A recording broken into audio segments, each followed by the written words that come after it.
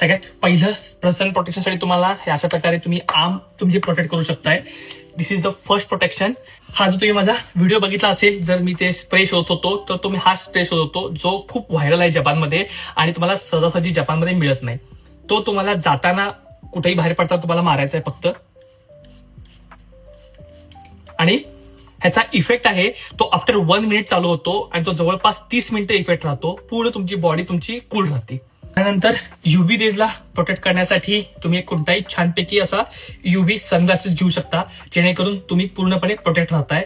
जपानमध्ये ह्युमिडिटी खूप प्रचंड असते, त्यामुळे तुम्ही असं सनस्क्रीन लावा की जे खूप ऑइली नाही आहे. तर त्यासाठी तुम्हाला मी हे रिकमेंड करेन की एनएसआचं सनस्क्रीन आहे. खास करून जे तुम्ही सनस्क्रीन घेत असता ज्याच्यामध्ये मिल्कचं कंटेंट असतो ते सनस्क्रीन खूप भारीतलं आहे आणि ते तुमच्या बॉडीला खूप चांगलं असतं. सो हे क्रीम पण तुम्ही बघू शकताय, हे आता तुम्हाला हातात दिसतंय. हे जेव्हा मी लावेन माझ्या स्किनला त्याच्यानंतर हे एवढं स्मूथ आहे मला कळणार पण नाही की माझी स्किन ऑइली आहे. बघा पूर्णपणे माझा हातातला पूर्ण क्रीम निघून गेलेला आहे आणि चेहरा पण तुम्हाला मगासारखा आहे तसा दिसतोय.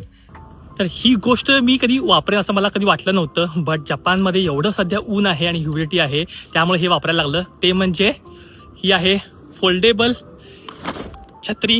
युव्ही प्रोटेक्शन तुमचं होतं आणि ही सारी छत्री नाही आहे, ही एकतर 1 टच छत्री आहे आणि एवढ्याशा माझ्या या लहान बाकी जी बॅग दिसते त्या बॅगेमध्ये सुद्धा ती मावती. तुम्हाला एक बटन फक्त दाबायचं आहे, झालं. त्याच्यानंतर हे तुम्हाला ठेवायचं, हे तुम्हाला असं क्लोज करायचं आहे, झालं. आणि हे लगेच मला बॅगेमध्ये ठेवायचं आहे.